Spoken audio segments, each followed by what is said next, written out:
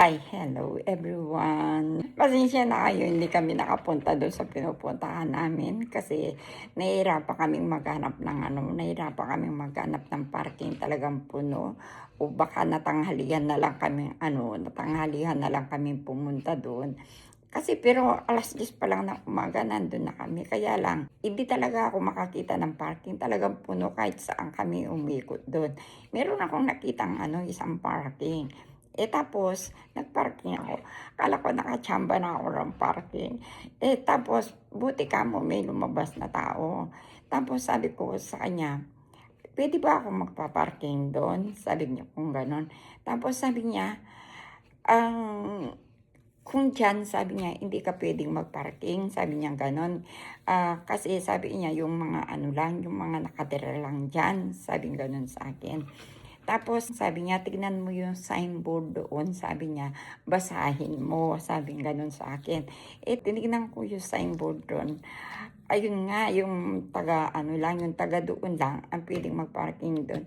Kung magpaparking ako doon, alimbawa, darating yung mga doon, darating yung nakatira doon. Wala silang parking. Tapos makikita nila yung sasakyan ko. Hindi naman ako taga doon. Tapos nakaparking ako. Sila noon, tatawag sila ng pulis. Yung sasakyan mo kukunin ng pulis yun.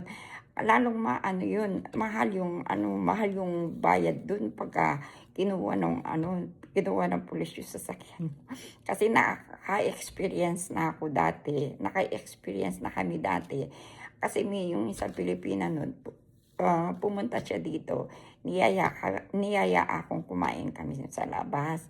Kaya lang hindi ganong kalayuhan.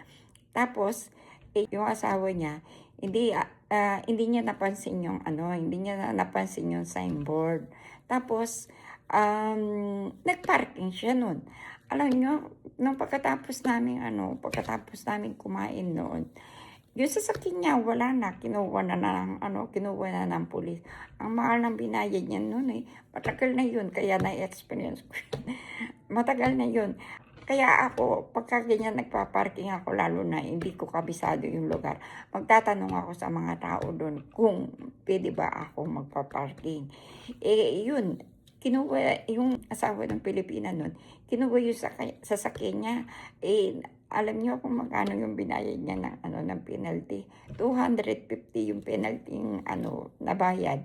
Kaya ako, yung pagkaganyan, nagtatanong talaga ako kasi pagka ka dito, penalty ka, malaki yung penalty dito. Kaya ganyan na ako maingat sa sa pagpapark.